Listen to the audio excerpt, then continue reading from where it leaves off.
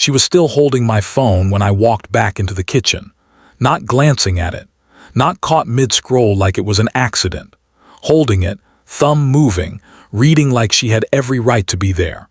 I didn't say anything at first. I just stood in the doorway and watched her finish whatever sentence she was reading before she even looked up at me. "Sasha, what are you doing?" "Your phone buzzed. I just glanced at it." "You glanced at it for 2 minutes. I timed it from the hallway." "Julian, don't make this weird. If you have nothing to hide, this shouldn't even matter to you." But let me back up, because this wasn't the first time. 3 months earlier, she'd asked me who Kay was in my contacts, and I'd told her my old coworker Kayla. We worked the same shift for 2 years, nothing more. She nodded like she believed me, but I noticed after that night my phone was never face down on the counter without her picking it up and turning it over, like she needed to see the screen light up before she could relax. A month after that, she asked to see a text thread with my brother because she thought he'd said something about her at Thanksgiving. I showed her. She read the whole conversation, scrolled up past it into weeks of messages that had nothing to do with her, and I let it go because it felt smaller than it was. Then there was the night she asked for my passcode just in case of an emergency. And I gave it to her without thinking twice, because that's what you do when you trust someone. I didn't realize I'd handed her a key to a door she'd use whenever she wanted, not just when the house was on fire. I just want us to be that couple that doesn't have secrets, Julian. We don't have secrets, Sasha. You just don't have boundaries. That's a horrible thing to say to me. It's an honest thing to say to you. There was a Tuesday in February I still think about more than I should. I'd left my laptop open on the kitchen table while I showered, and when I came back she was scrolling through my email, not frantically, not like someone who'd been startled into stopping. She scrolled the way a person does when they've done it enough times to stop worrying about getting caught. "Sasha, why are you in my email?" "I was just looking for that hotel confirmation for your work trip. I wanted to know when you'd be back." "You could have asked me. I would have told you the exact date in 10 seconds. I didn't think it was that serious, Julian. It's just an inbox." "It's not the inbox, Sasha. It's the fact that you didn't think to ask first. You went looking instead." She apologized that night, the kind of apology that sounds complete in the moment and hollow a week later when the pattern repeats itself in some new, smaller way. A glance at my location on a shared map app that I never remembered agreeing to share.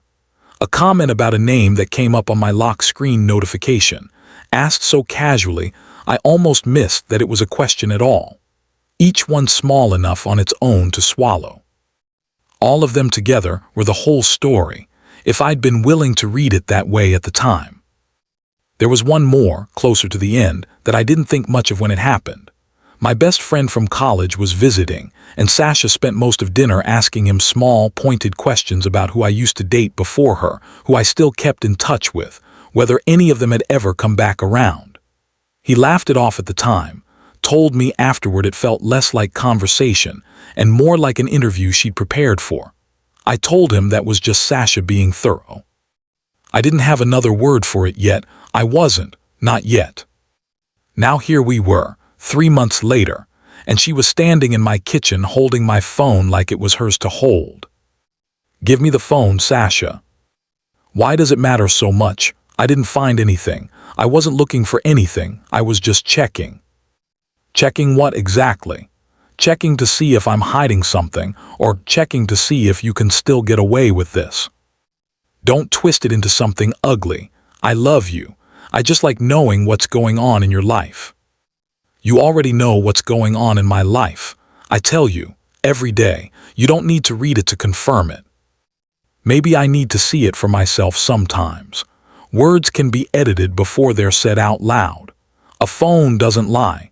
She said that like it was a justification instead of an admission. Like she'd been rehearsing it, waiting for the day I finally caught her instead of just suspecting. How many times has this happened, Sasha? And don't tell me it's the first time, because I already know it isn't. A few times. It's not a big deal. I always put it back exactly where I found it. That's the part that actually scares me, that you thought about covering your tracks. You're making me sound like a criminal for caring about my own relationship. No, I'm making you sound like someone who doesn't understand what caring actually means. I want to tell you I raised my voice here, that I listed every time she'd done this, every excuse she'd given, every night I'd talked myself out of how wrong it felt. But I didn't say any of that. I'd already said enough of it in my head, alone at 2 in the morning, more times than I could count. There was nothing left to argue. I took the phone out of her hand. She let it go easily, like she expected me to say something else, something that would turn into the kind of fight we always had, the kind that ended in her crying and me apologizing for things I hadn't actually done wrong. I didn't say a word. I walked past her into the bedroom and pulled a bag down from the closet. "Julian, what are you doing?" I didn't answer. I started folding shirts into the bag, slow, deliberate, the way you do something when your hands need to be busy so your mind doesn't have to be loud. "You're seriously packing a bag because I looked at your phone." Still nothing from me. I zipped the bag. I picked my keys up off the dresser where they'd sat for 2 years next to a picture of the two of us at her cousin's wedding. "This is insane. You're being dramatic. People check phones, Julian. It's normal. It's what people who love each other do." I walked past her to the front door. She followed, talking faster now, the way people do when silence starts to feel like a verdict they can't argue their way out of. "Say something. Yell at me. Do anything except walk away like I don't even deserve a response." I set my key to the apartment on the counter by the door. Not thrown, not slammed down, just set there, quiet, final. Then I left. Priya found me on her couch 2 nights later, a duffel bag still zipped in the corner of her living room because I hadn't unpacked it yet, like some part of me still expected to go back and prove I'd overreacted. "You haven't said much since you got here." "There's not much to say. I caught her reading my phone again. I left." "Again, so this wasn't the first time?" "No, it's been going on for months." I just kept explaining it away. Told myself it was insecurity, that it would pass, that if I just gave her enough reassurance she'd stop needing to check. And did she stop? She got better at not getting caught. Why didn't you say anything to her, Julian? You just packed a bag and walked out without a single word. Because I'd already said the words, Priya, 100 times in 100 different ways. I told her what a boundary was. I told her what trust meant to me. I told her exactly what it would cost if she kept treating my privacy like something she was entitled to inspect. She heard all of it and did it anyway. There was nothing left to explain that she hadn't already chosen to ignore. So the silence was the last sentence. The silence was the only sentence left that hadn't already failed. Do you regret not fighting for it, though? Some people would say leaving without a word is just as much running as it is standing your ground. I don't think so, Priya. Running is what I did every other time before this one. Running was explaining her behavior away so I didn't have to feel the discomfort of numbing it. Running was telling myself I was being paranoid for noticing a pattern that was right in front of me for months. Walking out that door wasn't running. It was the first time I actually stood still long enough to see the whole thing clearly. What made this time different from all the others? I think I finally understood that every time I forgave it, I was teaching her it was allowed. Every time I explained it away, I was telling her my privacy was negotiable if she just pushed hard enough or cried long enough. Silence was the only thing I had left that couldn't be argued with, twisted, or explained back into being acceptable. That's a heavy realization to carry alone on a Tuesday night. It's heavier to carry it for 5 more years, hopping it changes on its own. Sasha called that night. I didn't answer. She called again the next morning and then texted, a long message about how she felt attacked, how she was only human, how every couple has trust issues, and this was something we could work through together if I'd just come home and talk about it like adults. I read it once. I didn't respond. She's saying you're punishing her for one mistake, Julian. It wasn't one mistake, Priya. It was a pattern I finally stopped pretending not to see. Do you think she actually believes it was just one time? I think she believes whatever version of the story lets her be the reasonable one. That's not my job to correct anymore. Weeks passed. I moved into a small place near the water, nothing fancy, just enough room to breathe in without feeling like someone was cataloging my evenings. Sasha texted a few more times over that first month.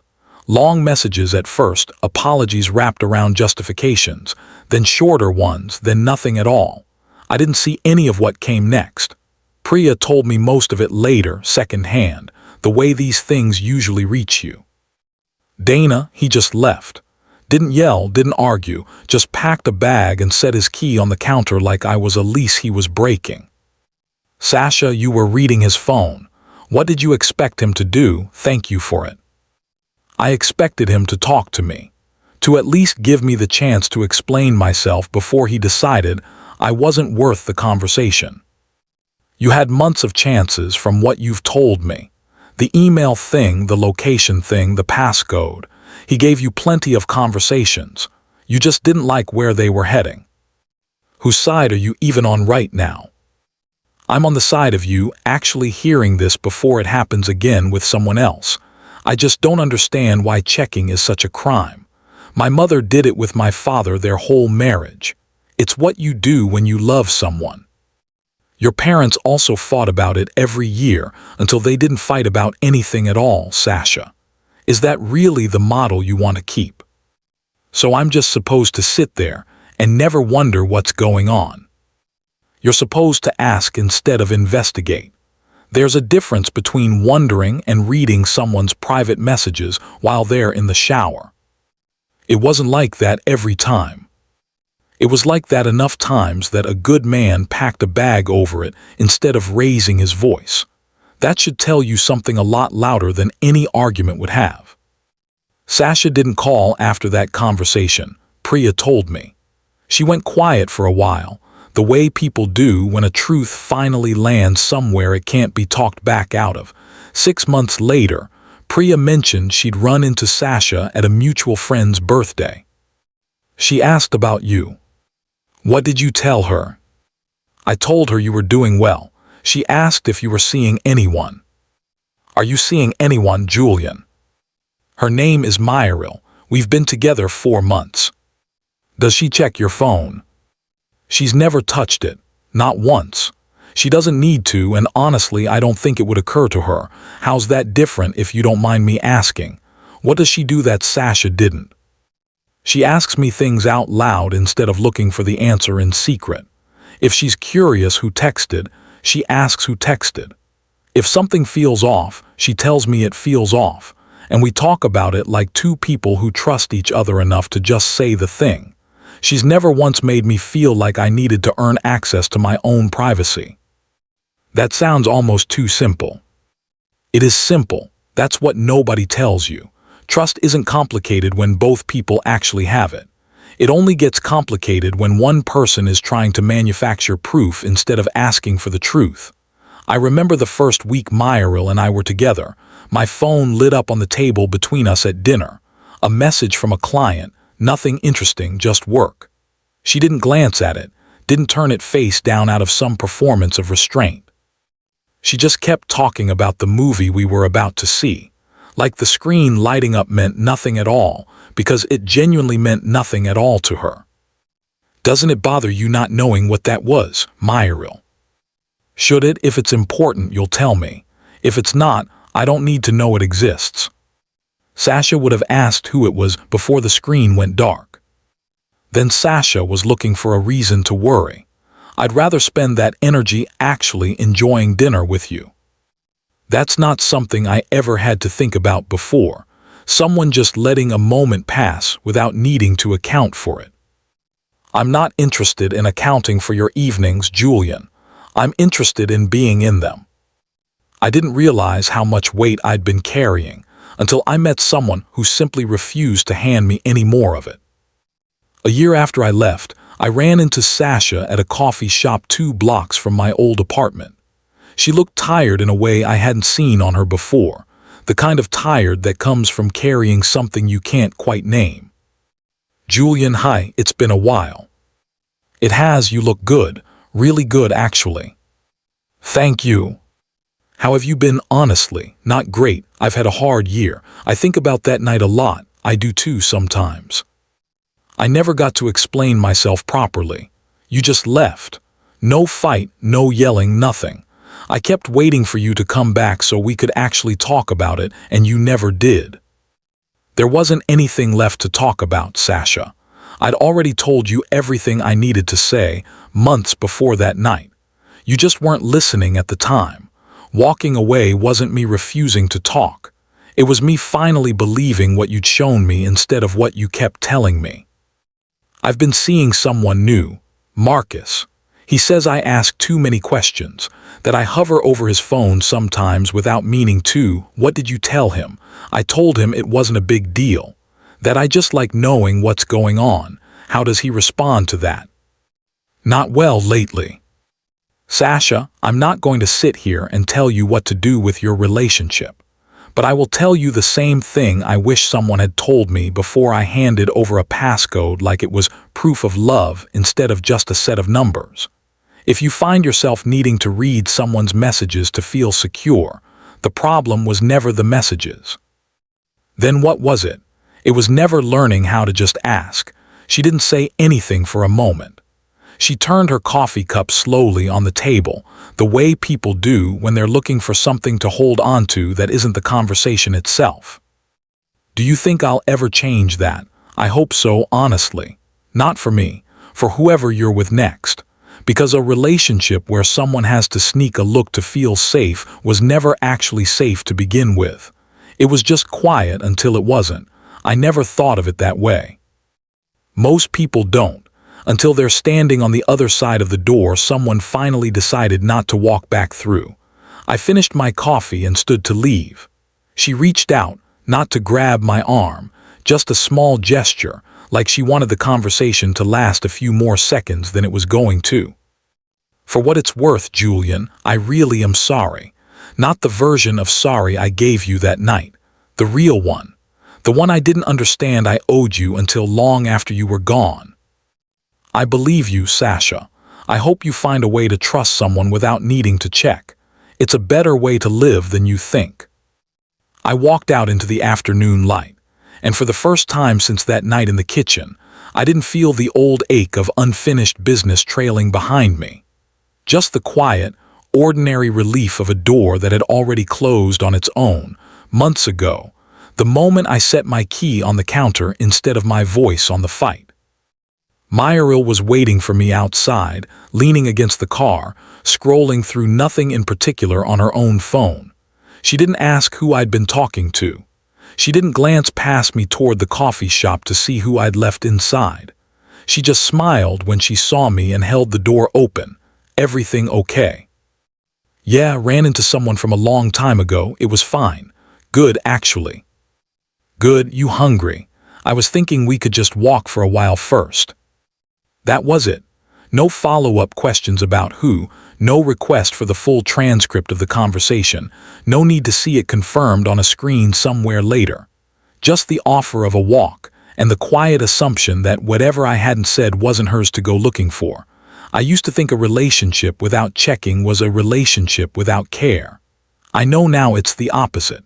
Checking was never proof of love. It was proof of doubt dressed up in the language of devotion. And I spent years mistaking the costume for the thing itself. Some people think love means access, that if you love someone enough, every corner of their life should be available for inspection, every password a form of proof. But real trust was never a door you had to pick the lock on. It was one that opened on its own, every single time, the moment you simply asked to come in.